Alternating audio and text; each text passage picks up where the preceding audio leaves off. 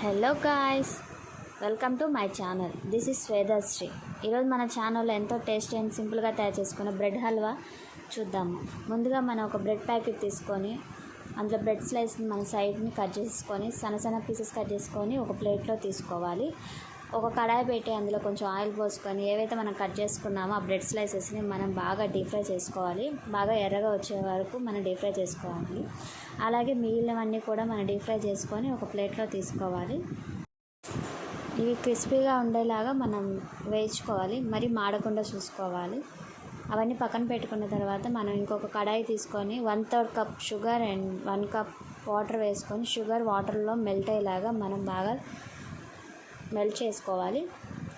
అందులో ఏవైతే మనం బ్రెడ్ స్లైసెస్ని వేయించుకుని ఉన్నావో అవి ఈ షుగర్ సిరప్లో వేసుకొని బాగా తిప్పాలి. ఒక 5 మినిట్స్ తర్వాత మనం ఆ షుగర్ సిరప్ అంతా బ్రెడ్ క్రమ్స్ అన్నీ పీల్ చేసుకొని చాలా స్మూత్ పేస్ట్ లాగా తయారవుతుంది. అందులోనే మనం 1 టేబుల్ స్పూన్ నెయ్యి వేసుకొని బాగా కలుపుకున్నట్లయితే ఎంతో tasty and simple bread halwa తయారైనట్టు. అందులోనే వేయించుకున్న జీడిపప్పు కూడా వేసుకుంటే బ్రెడ్ హల్వా రెడీ. మీకు నచ్చినట్లయితే లైక్, షేర్, సబ్స్క్రైబ్.